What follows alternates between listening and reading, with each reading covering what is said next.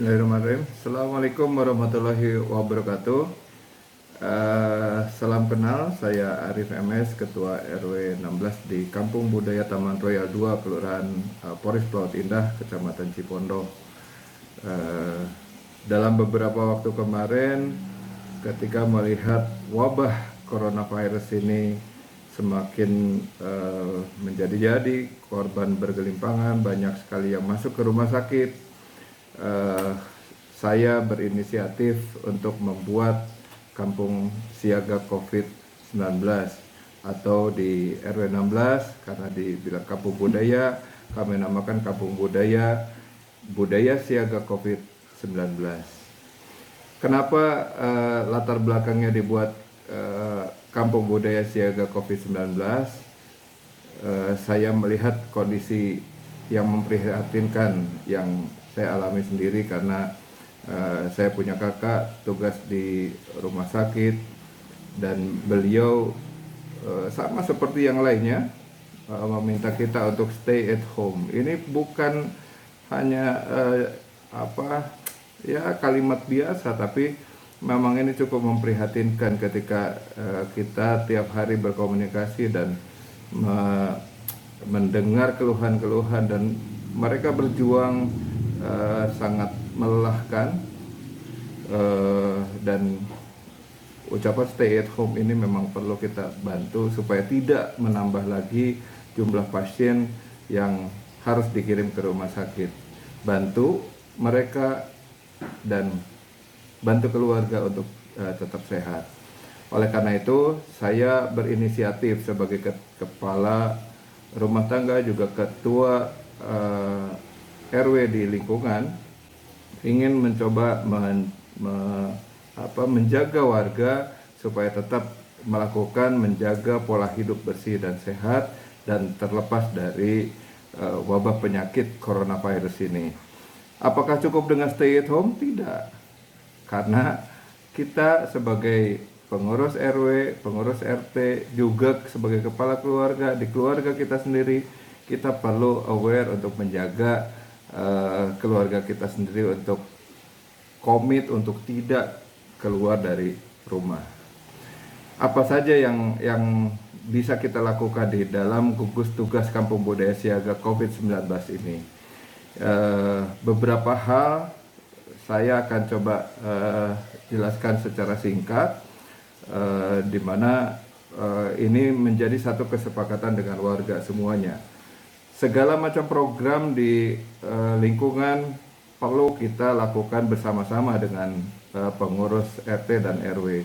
Jika kita berjalan sendiri pun itu tidak akan mungkin bisa berjalan tanpa dukungan semua warga. Dan kita perlu membangun awareness ini kepada pengurus, juga kepada warga semuanya, supaya program ini bisa jalan. Apa saja yang sudah dilakukan oleh Kampung Budaya Siaga COVID-19? Yang pertama adalah tentunya membentuk Satgas itu sendiri, yaitu Satgas Siaga Kampung Budaya Siaga COVID-19 di tingkat RW. Lalu kemudian kita bantu RT juga untuk membentuk unit terkecil di lingkungan RT sendiri, di klaster-klaster. Lalu lakukan sosialisasi pola hidup bersih dan sehat kepada masyarakat, yaitu dengan melakukan rajin cuci tangan dengan sabun sanitizer, mandi 2 kali sehari, makan teratur dan bergizi, makan buah dan sayur, minum air yang cukup, rajin olahraga, kurangi bersentuhan tangan dengan orang lain, istirahat yang cukup, hindari menyentuh hidung, mata dan mulut, dan yang terakhir komit untuk tidak keluar rumah kecuali mendesak. Lalu lakukan sterilisasi. Setelah warga diam di rumah, kita lakukan sterilisasi fasilitas umum seperti masjid, taman pendidikan Quran, TPA, TPQ, kemudian ruko-ruko, juga sekitar rumah, di depan rumah, dan kita bisa minta izin untuk masuk ke dalam rumah untuk kita lakukan penyemprotan disinfektan ini. Yang keempat adalah mengaktifkan sistem keamanan warga. Artinya kita meminta kepada seluruh security yang menjaga di setiap klaster. Kalau di perkampungan mungkin kita bentuk tim sistem keamanan lingkungan atau Siskamling untuk menjaga lingkungan kita dengan cara adalah menutup jalur-jalur celah-celah masuk warga-warga selain menutup celah-celah orang yang akan keluar masuk ke dalam lingkungan kita, lalu lakukan sterilisasi dengan cara semua ojek online, pengiriman paket, kemudian taksi, penjemputan ojek online, semua dilakukan di pos security. Tidak boleh masuk ke dalam klaster atau ke dalam perumahan. Semua orang yang akan keluar masuk harus dilakukan sterilisasi di pos security. Ketika ada paket atau misalkan orang membeli makanan lewat ojek online, semuanya disimpan di pos security. Itu adalah aktifkan sistem keamanan warga. Supaya apa? Supaya warga terjaga, lingkungan di sekitar rumah menjadi steril. Lalu buat sistem informasi kesehatan warga. Kita coba komunikasikan ini dengan puskesmas terdekat, kemudian vaskes-vaskes yang ada. Kita informasikan warga yang mungkin ada gejala, kemudian kita bantu juga mereka untuk fasilitasi komunikasi ke puskesmas agar mereka juga tenang jika memang ada terdeteksi sebagai orang dalam pemantauan atau ODP. Kita minta puskesmas untuk memantau setiap hari perkembangannya supaya mereka bisa sehat kembali. Juga menginformasikan kepada warga bahwa ODP itu adalah belum positif, belum terjangkit, hanya ada gejala-gejala yang diperkirakan itu adalah gejala coronavirus gitu ya. Nah, mereka baru dipantau, mereka juga perlu kita bantu, mereka kita edukasi supaya diam di rumah untuk inkubasi selama 14 hari.